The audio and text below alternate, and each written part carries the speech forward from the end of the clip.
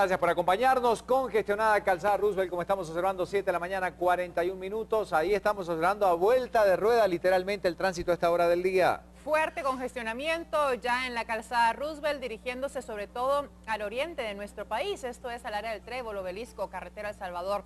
Tómelo en cuenta si tiene que salir de casa. Todavía puede utilizar el carril reversible, que en este punto lo puede tomar justo donde se quedó ese carro. Ahora empiezan a avanzar ya.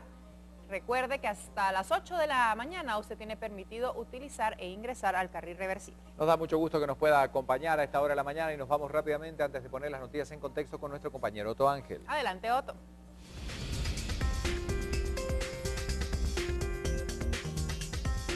Siempre escuchándote con mucha atención, ¿verdad? Por supuesto, pues tiene información de última hora de algunos hechos que han sucedido en las calles. Anita, buenos días y buenos días de nuevo a todo el público de Viva la Mañana. Seguimos nuestro recorrido ahora aquí en la calle Martí, donde ya el congestionamiento vehicular se está trasladando a sectores más cercanos hacia la zona 1, zona 9, zona 10 de la capital, donde se concentra una buena cantidad de lugares donde están la mayor cantidad de empleos en esta ciudad. Hay que mencionar que afortunadamente la mañana ha transcurrido sin grandes problemas viales. Aquí observamos cómo sigue habilitado uno de los carriles reversibles, lo que está haciendo que todas las vías que van hacia la zona 18, ruta del Atlántico, pues quede cerrada, solo queda una habilitada, lo que está generando problemas para quienes vienen del periférico capitalino, pero está facilitando el acceso para quienes van a entrar a Ciudad de Guatemala, dirigiéndose hacia el centro histórico o buscando la Universidad de San Carlos, entre tantos otros destinos.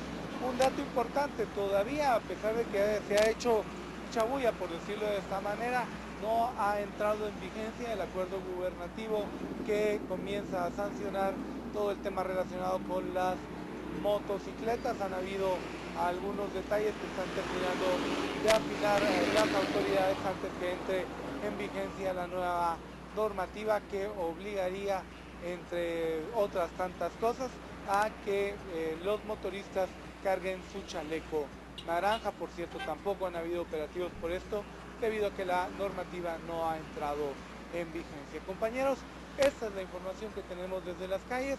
Regresamos con ustedes al estudio. Bueno, muchísimas gracias, Otto Ángel. Este recorrido que estamos haciendo esta mañana por distintos puntos de la ciudad capital. Y tenemos más fotografías que han compartido con nosotros de algunos hechos que están sucediendo allá afuera, para que usted incluso pueda imaginar el congestionamiento que se está viviendo o no en algunas paradas. Jonathan Vázquez dice, fotografía que muestra cómo algunos motoristas transitan por las calles sin chaleco y por cualquier calle, haciendo caso omiso a la nueva normativa hacia motoristas, dice Jonathan. Pero muy bien nos comentaba Otto de cuáles son los pasos a seguir acerca de esta ley. Axel López, fotografía tomada en la zona 2 de la capital que muestra de cómo algunos pilotos recorren el carril auxiliar de Calzada Roosevelt hacia la zona 9. El mismo presenta fluidez. Le recordábamos incluso hace unos minutos atrás que es una muy buena opción, todavía puede ingresar al mismo. Y por último, Luis Ramírez comparte esta foto de cómo algunos motoristas transitan sin chaleco y entre carriles, como lo comentaba también otro usuario. Muchísimas gracias por compartir estas fotografías de lo que sucede hoy en las calles. Y nos vamos rápidamente a poner las noticias en contexto, como cada mañana. Hoy un tema interesante para analizar. Vamos con María René. Adelante, por favor.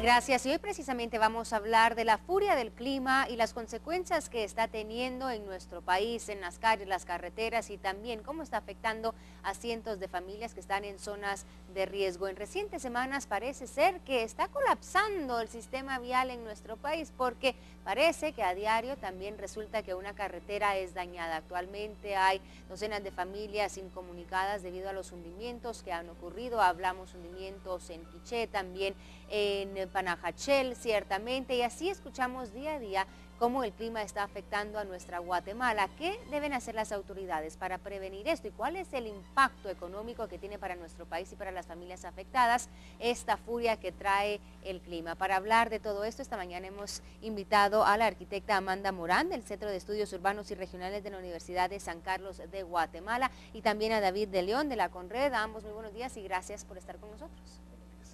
Buenos días, arquitecta. Quisiera empezar, arquitecta, con usted esta mañana. ¿Cómo ha visto usted las noticias que se han dado en recientes semanas sobre los hundimientos en las carreteras? ¿Cómo ve el panorama del país en cuanto a esto? Sí, muchas gracias, buenos días. El clima está afectando últimamente al país debido sobre todo al cambio climático que se ha venido produciendo desde hace algunos años. Recordemos los huracanes Mitch, Ágata y Stan. En esas experiencias de desastres hemos visto que la infraestructura es una de las áreas en donde más se producen daños. Y en este caso, estas lluvias que han habido intensas, que también se deben en parte al cambio climático, han provocado estos daños en carreteras. Pero recordemos también que estos desastres no son solo producto de los fenómenos naturales. Tenemos aspectos dentro de la construcción del riesgo que se hace por parte de la población, y en la población ubicamos también autoridades en donde se va construyendo un riesgo y esto va repercutiendo en mayores desastres. Pero, arquitecta, ¿cómo hacemos entonces para mejorar las condiciones de las carreteras, de las calles en Guatemala? Porque escuchamos de carreteras que fueron construidas hace 2, 3 años que ya están teniendo un impacto por el clima, las grietas se hunden. ¿Cómo hacemos esto? ¿Qué es lo que se debe hacer? ¿Qué hacen las autoridades a la hora de construir, de planificar las zonas urbanas, las áreas de carreteras en nuestro país para evitar este tipo de hundimientos o de emergencias? Sí, como se menciona, la planificación es lo más importante en la reducción de la vulnerabilidad ante desastres. Tenemos que muchas veces no se planifican la infraestructura vial y mucho menos el crecimiento de los poblados. También al no tomar en cuenta esta planificación, pues muchas veces no se analiza qué volumen de tráfico va a haber en las carreteras, la calidad que va a tener, y todo esto repercute pues en más desastres, en más vulnerabilidad, y esto ocurre no solo en la infraestructura vial, sino también a nivel de los poblados, a nivel de destrucción de viviendas, a nivel de los derrumbes y de deslizamientos e inundaciones que se producen con estos fenómenos naturales. Claro, es una situación que alarma realmente. Y quisiera, arquitecta, ahora voy a pasar aquí con David, que está con nosotros también. David, hablando de las situaciones de emergencia que se han generado en recientes semanas, la Conred, ¿cómo está tratando esto? Y hablemos del impacto económico que esto tiene al país, al sistema vial, a las familias que han sido afectadas ciertamente por estos hundimientos, por los deslaves que los deja incomunicados, sin poder quizá transitar para ir a su trabajo, para pasar producto. ¿Cómo afecta esto a Guatemala? Bueno, tenemos pérdidas cuantiosas, pérdidas millonarias en quetzales. Hablamos, por ejemplo, solo que por poner un ejemplo, la tormenta Ágata y la erupción del volcán Pacaya generó pérdidas, o el costo para Guatemala fue de más de 12 millones de quetzales en un lapso de tres días, por así decirlo. Esto se refleja también hoy por hoy en la serie de situaciones que se presentan en las carreteras, los hundimientos, los derrumbes, que en algunos casos pues no permite la movilización de toda la mercadería, si lo queremos hablar de esa forma. O sea, el impacto económico que tiene el país es sumamente alto. ¿Qué nos queda y qué es lo que tenemos que hacer en este caso? La arquitecta hablaba de la planificación, la debida planificación que debe de tener en todos los procesos. Parte de lo que nosotros hemos hablado, y es una de las frases que Conred utiliza mucho también, es el tema de que la debida inversión disminuye el costo de los desastres. Esto no quiere decir que por construir necesito construir una carretera, pues la hago a mi gusto y a mi parecer en esta parte. No, hay que planificar, hay que verificar, hay que realizar una serie de evaluaciones para determinar cuál sería la situación más viable o la forma para evitar que una situación al momento de lluvia pues se genere. Y esto se acopla también al tema de la construcción en áreas en que son consideradas de riesgo y que no se debería de permitir. Para ello, las municipalidades deben cumplir con el plan de ordenamiento territorial, que con el hecho de no permitir construir en áreas en donde no se debe, cerca de ríos, en laderas, evitaríamos una serie de situaciones que se presentan. Y hablemos del impacto. Bueno, tú lo mencionabas, la tormenta Ágata, la erupción del volcán Pacaya, pero han habido otros desastres también en Guatemala que han tenido un costo, un alto impacto económico para nuestro país, y vamos a poner esta grafiquita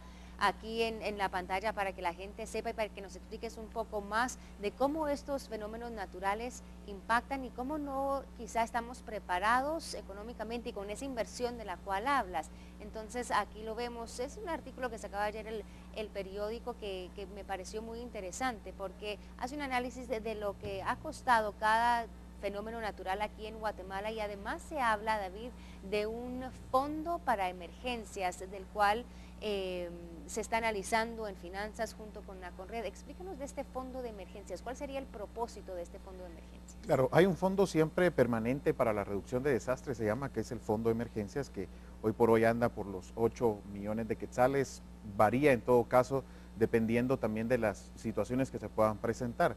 Pero lo que hemos querido y lo que se está buscando es poder realizar un cambio a la forma de cómo antes se determinaba que era según la capacidad que el Estado podría tener para ese tipo de situaciones. Entonces se hablaba de 8 millones de quetzales, se requeriría un poco más para poder atender en la medida de lo posible de llegar a presentarse un evento.